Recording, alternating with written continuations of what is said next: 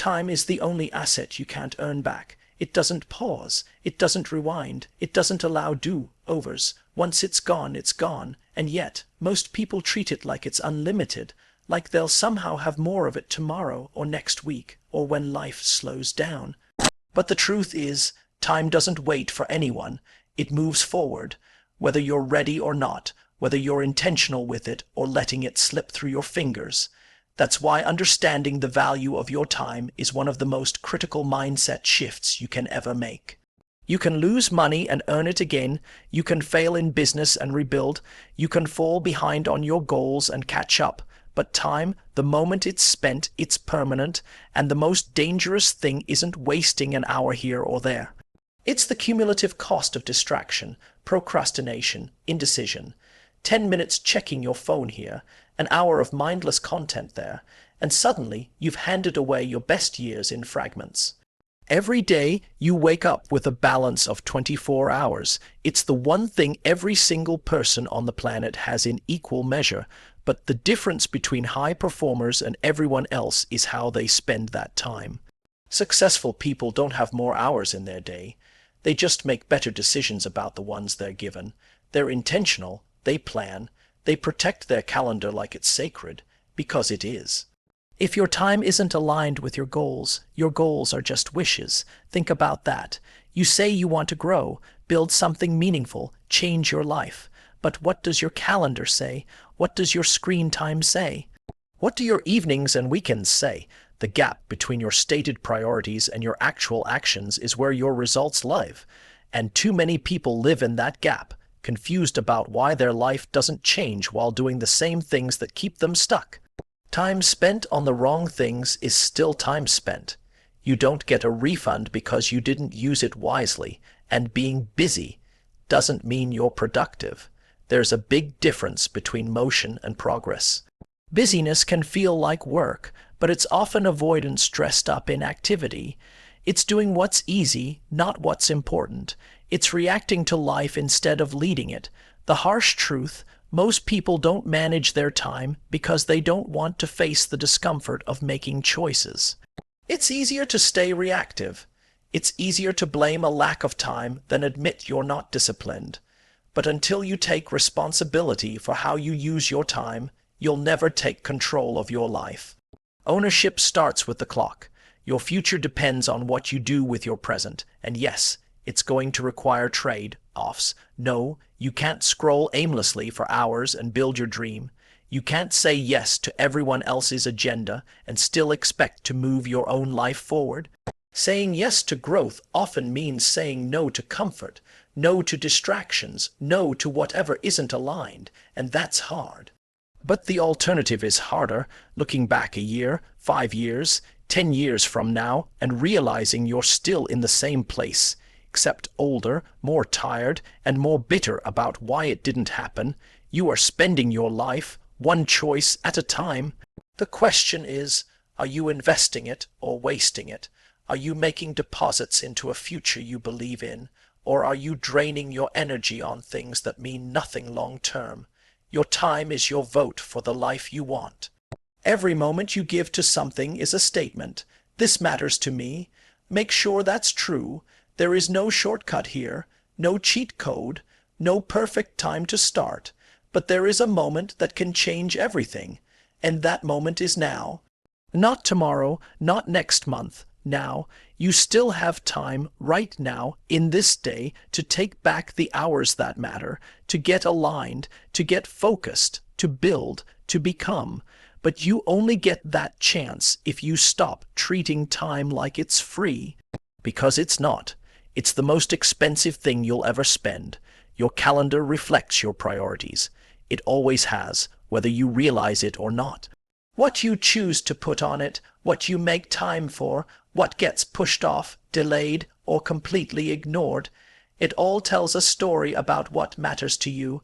And the brutal truth is, it doesn't matter what you say is important. What matters is what you do, because action reveals intention far more clearly than words ever will. You can tell yourself that health is a priority, but if there's no consistent time blocked for workouts, meal planning, or sleep, it's not. You can say that building your business or chasing your dream matters most, but if your calendar is filled with other people's meetings, errands, and distractions, it's not. What shows up on your schedule, daily, consistently, is a reflection of what you actually value, not what you hope to value someday. People often claim they're too busy, that life is hectic, that they just don't have the time. But the truth is, you do have time. You're just allocating it in ways that don't match your goals. Everyone gets the same 24 hours, yet the outcomes in people's lives vary dramatically. Why? Because some people treat their time with intention and others let it be consumed by urgency, emotion, or convenience. Let's be honest, your calendar doesn't lie. It's not biased. It's just a mirror. And sometimes that mirror is uncomfortable to look at. If you believe you're someone who values personal growth, but you can't find an hour in your week to read, journal, or develop a new skill, then something is off. If you claim your family matters most, but you haven't scheduled one distraction, free dinner with them in weeks, then maybe you need to reassess what mattering really looks like. Intentional people don't hope they'll have time. They make time, they protect it, they build walls around the time blocks that reflect their non-negotiables. They don't apologize for saying no to things that don't serve their mission because they've already said yes to something greater. Your calendar should be an active reflection of your goals. It should speak to the life you want to create, not just the life you've fallen into out of habit or pressure. It's easy to feel productive just because your day is full. But full doesn't mean focused. Busyness is not the same as effectiveness. The problem with a jam-packed schedule is that it can trick you into thinking you're doing everything, when in reality, you might just be doing everything but the right things. When your time isn't anchored to your priorities, it gets hijacked by the urgent, the trivial, and the distracting. So if you're serious about making changes, stop looking at your goals and start looking at your calendar. Do they align? Are you giving real time to the things that matter, or are you squeezing them into the margins of a life controlled by everyone else's priorities? Because if it's not on the calendar, it's not real. It's a wish, and your future won't be built on wishes. This is why high performers audit their time, not because they're obsessed with productivity for its own sake, but because they understand that time is the most valuable currency they have. They know every yes is a no to something else, so they get brutally clear on what deserves their energy and what doesn't. They don't wait until they feel like doing something. They schedule it. They treat the time block like a commitment to themselves, because it is. You have to do the same, not someday. Now, get honest about what matters to you and start letting your calendar reflect that. Block the time, protect it, say no to what doesn't align. Your dreams, your health, your relationships, your purpose. They deserve space. They deserve priority, and it's on you to give it to them. Because in the end, your life is not shaped by what you intend to do, but by what you actually make time for. Your calendar is more than just a schedule. It's a blueprint, it's your story, and if you don't like the direction it's heading, don't blame the clock. Change the priorities, then prove it. One time block at a time. Busy doesn't mean productive. That might sound simple, but it's one of the most important truths people ignore. In a culture that glorifies hustle and staying constantly on, we've confused activity with achievement. We've allowed our worth to become tied to how full our calendar looks, how many emails we respond to, how long our to-do list is, but none of those things guarantee real progress. In fact, they often mask the fact that we're just spinning in circles. There's a certain pride people take in being busy. It's become a badge of honor. I've got so much going on. I'm slammed. I'm just trying to stay above water. These phrases get thrown around like they mean you're doing something meaningful. But being overwhelmed isn't a sign of success. It's often a sign of a lack of clarity, a lack of boundaries, and a lack of intentional direction. Just because you're in motion doesn't mean you're moving forward. Productivity is about outcomes. It's about results. It's about doing the right things, not just more things. You can answer 50 emails, jump on 5 calls, attend 3 meetings, and still be nowhere closer to your goals than when you woke up. That's busyness, not productivity. That's being reactive instead of strategic. Productivity demands that you know what matters most and that you protect your time and energy to focus on exactly that. The most dangerous part about being busy is that it feels like work.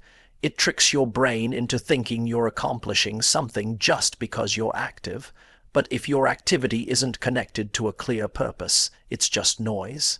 You can be busy all day and end it exhausted, but empty. That's why so many people work hard and still feel stuck. They confuse movement with momentum, but those aren't the same thing. Busyness is also a great distraction from fear. If you stay busy enough, you don't have to confront the hard questions. You don't have to sit in silence and ask if the work you're doing is actually meaningful.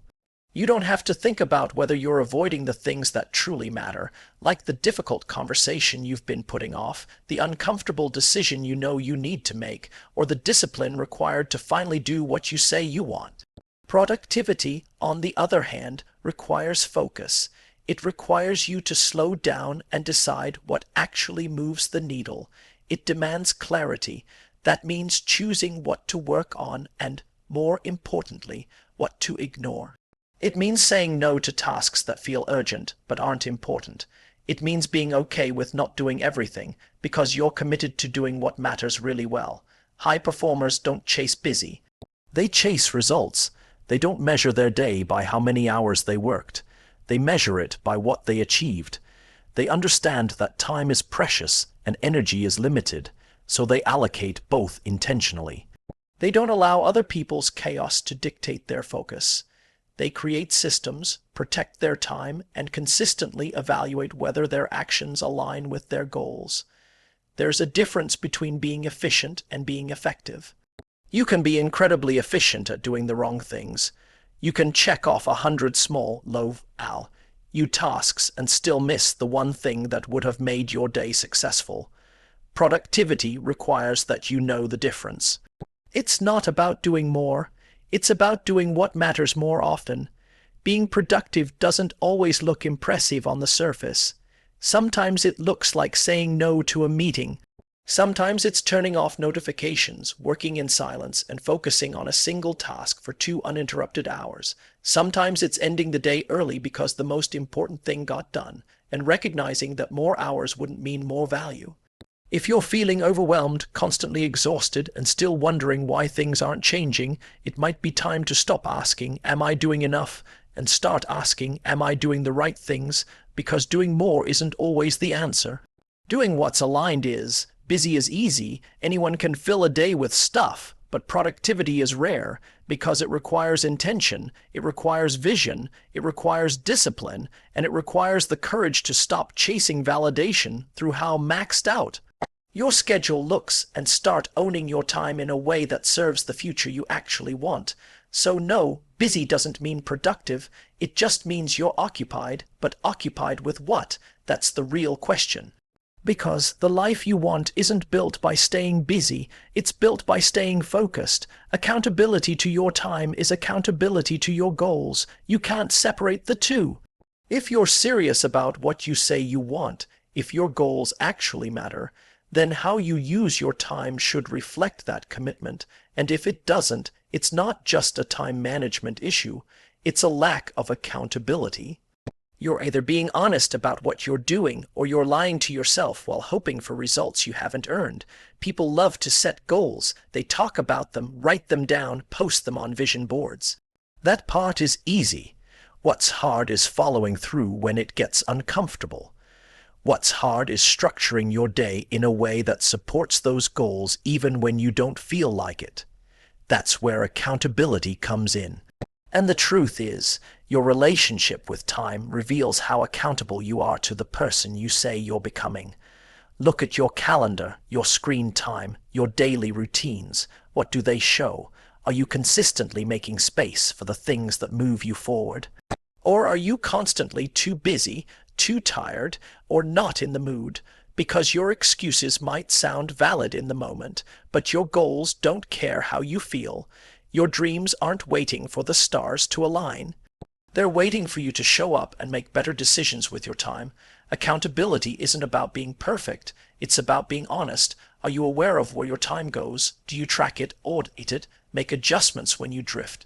Or are you just hoping that if you stay generally busy, progress will magically happen? Hope is not a strategy. Success doesn't come from winging it. It comes from intentional, consistent effort, and that effort lives in your calendar. When you commit to something big, a business, a fitness goal, personal growth, you're making a promise to your future self. But promises mean nothing without time. Time is the currency you invest to make those goals real. Every hour spent working on your craft, every minute spent improving your habits, is a deposit toward what you want.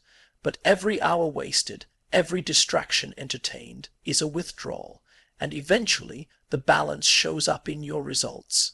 So, if your goals aren't moving, if your progress has stalled, ask yourself, am I truly being accountable to my time? Am I treating it like the limited, non-renewable resource it is? Or am I letting it slip through my fingers while telling myself I'll get serious soon? Because soon is a lie we tell ourselves when we want the reward without the discipline. If you're not managing your time, you're not managing your life, you're drifting, and drift never leads to greatness. High performers don't leave their schedule to chance. They don't rely on motivation. They build systems, they create structure, and they hold themselves to it, even on the hard days. They don't just hope to fit their goals into the gaps of their life. They design their life around the pursuit of those goals. That's what accountability looks like in practice. It's not flashy, it's not dramatic, it's boring sometimes, but it's effective. It means showing up when no one's watching. It means turning off distractions, declining invitations, and sometimes disappointing others because you've already made a commitment to yourself. It means understanding that time spent on your priorities is never wasted, even if the results take time. It's a long game, and accountability is what keeps you in it when motivation fades. You can tell what someone values by how they spend their time, not what they say they value, what they actually do, because time doesn't lie.